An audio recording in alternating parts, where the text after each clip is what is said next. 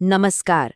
आज हम इतिहास के एक ऐसे पन्ने पर चलते हैं जहां एक छोटी सी चिंगारी ने आजादी के पूरे आंदोलन का रुख ही मोड़ दिया। बस एक रात, एक फैसला और एक सवाल जो आज भी हमारे जहन में गूंजता है। ये कहानी है चौरा चौरी की। और देखिए, इस पूरी कहानी के दिल में बसता है ये एक बड़ा सवाल जो आज भी बड़े बड़े इतिहासकारों को सोचने पर मजबूर कर देता है। क्या वाकई भारत 1922 में आज़ादी हासिल कर सकता था? क्या सिर्फ एक घटना ने हमें हमारी मंजिल से 25 साल दूर कर दिया? चलिए, आज इसी सवाल की तह तक जाने की कोशिश करते हैं। तो ये सब शुरू कैसे हुआ? इसकी जड़ें थी एक ऐसी एकता में, एक ऐसी यूनिटी में जिसकी मिसाल शायद ही भारतीय इतिहास में कहीं और मिले। ये वो दौर था जब गांधी जी ने दो बहुत बड़े आंदोलनों को मिला दिया और ब्रिटिश हुकूमत के सामने एक जबरदस्त मोर्चा खड़ा कर दिया था। तो ये विलय आखिर था क्या? देखिए, मामला ये था कि पहले विश्व युद्ध के बाद अंग्रेजों ने तुर्की के खलीफा का अपमान किया, जो दुनिया भर के मुसलमानों के लिए एक बहुत बड़ी बात थी। भारत में इसके खिलाफ अली भाइयों ने खिलाफत आंदोलन शुरू कर दिया। गांधी जी ने इस मौके को समझा। उन्होंने इस आंदोलन को स्वराज यानी अपने राज की मांग के साथ जोड़ दिया। सच पूछिए तो ये एक पॉलिटिकल मास्टर स्ट्रोक था, जिसने पहली बार इतने बड़े पैमाने पर हिंदू और मुसलमानों को एक साथ एक मंच पर ला खड़ा किया। और बस इस एकता का असर देखिए। एक ऐसी चिंगारी लगी जो आज़ादी की ज्वाला बन गई और देखते ही देखते कश्मीर से लेकर कन्याकुमारी तक फैल गई।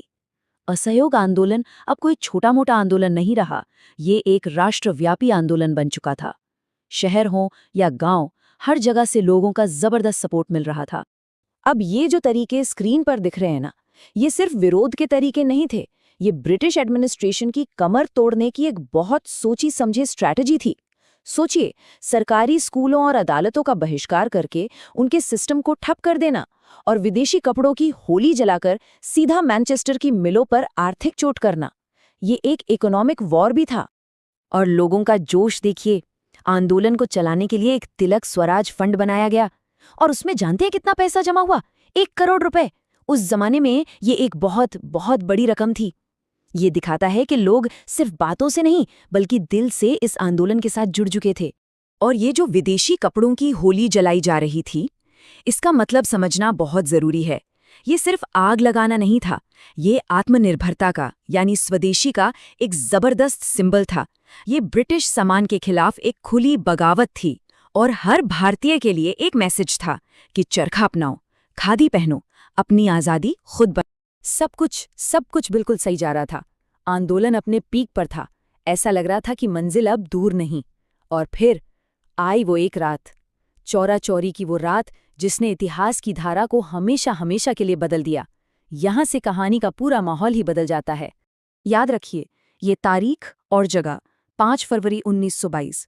जगह थी उत्तर प्रदेश के गोरखपुर जिले का एक छोटा सा कस्बा चौरा चौरी। हुआ ये कि कुछ प्रदर्शनकारी बढ़ती महंगाई और शराब की बिक्री के खिलाफ एक शांतिपूर्ण जुलूस निकाल रहे थे। तभी वहां की पुलिस ने उन पर लाठीचार्ज कर दिया। बस इस अचानक हुए हमले से भीड़ का सब्र टूट गया और उनका गुस्सा भड़क उठा। उन्होंने भी जवाबी हमला कर दिया और देखते ही देखते गुस्साई भीड़ ने पुलिस थाने को चारों तरफ से घेर लिया और उसमें आग लगा दी। और उस आग में 22 पुलिसकर्मी जिंदा जल गए। एक अहिंसक आंदोलन के बीचों बीच हुई इस भयानक हिंसा ने पूरे देश को हिलाकर रख दिया। इस एक घटना ने गांधी जी को एक ऐसे मोड़ पर लाकर खड़ा कर दिया जहां उन्होंने एक ऐसा फैसला लिया जो आज तक सवालों के घेरे में है। एक फैसला जिसने अपने पीछे हजारों सवाल छोड़ दिए। देखिए, गांधी जी के लिए अहिंसा सबसे ऊपर थी। उनका ये जो कथन है वो उनके सिद्धांत को साफ साफ बताता है। उनके लिए सिर्फ मंजिल ही नहीं, रास्ता भी पवित्र होना चाहिए था। उन्होंने साफ कहा कि वो ऐसा स्वराज नहीं चाहते जिसकी नींव हिंसा और खून खराबी पर रखी जाए। और बस इसी सिद्धांत पर टिके रहते हुए 12 फरवरी 1922 को उन्होंने इतना बड़ा आंदोलन वापस ले लिया। तो यहीं से वो सबसे बड़ा सवाल पैदा होता है, क्या ये गांधी जी का अपने सिद्धांतों पर अटल रहना था, एक नैतिक स्टैंड था, या फिर ये एक बहुत बड़ी स्ट्रेटेजिक गलती थी जिसने आज़ादी की घड़ी को दशकों पीछे कर दिया? और इस फैसले का असर फौरन दिखा। जो आंदोलन अंग्रेजी हुकूमत की चूल्हे हिला रहा था, वो अचानक से बिखर सा गया। कांग्रेस के जितने भी बड़े बड़े नेता जेलों में बंद थे, वो इस फैसले को सुनकर हैरान रह गए, नाराज हो गए। पार्टी के अंदर ही जबरदस्त मतभेद शुरू हो गए। सुभाष चंद्र बोस जैसे जो नौजवान नेता थे, वो तो आग बबूला हो गए। उनका ये जो कथन है, वो उस वक्त के गुस्से और निराशा को दिखाता है। उनका साफ मानना था कि जब लोगों का जोश बिल्कुल पीक पर था और जीत सामने नजर आ रही थी, तब पीछे हटने का ऑर्डर देना एक ऐतिहासिक गलती थी, एक राष्ट्रीय आपदा थी। तो यहाँ पर ना दो अलग-अलग विचारधाराओं की सीधी टक्कर थी। एक तरफ गांधी जी थे, जिनका मानना था कि देश अभी अहिंसक स्वराज के लिए तैयार ही नहीं है। अगर आंदोलन हिंसक हो गया तो ये तानाशाही को जन्म देगा। वहीं दूसरी तरफ बोस और नेहरू जैसे नेता थे, जिनका मानना था कि एक लोकल घटना की वजह से पूरे देश के आंदोलन को रोक देना एक बहुत बड़ी स्ट्रेटेजिक भूल है। और ये सिर्फ विचारों का मतभेद नहीं रहा, इसका सीधा असर पॉलिटिक्स पर पड़ा।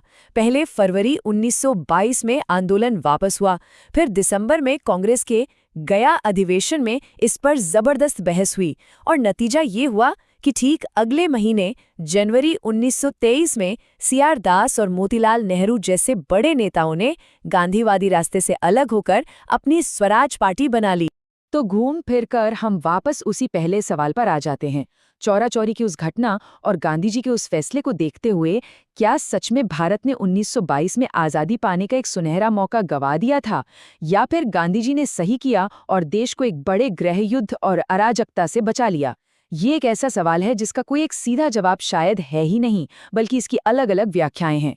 पर हाँ, ये सोचने के लिए एक बहुत ज़रूरी सवाल है।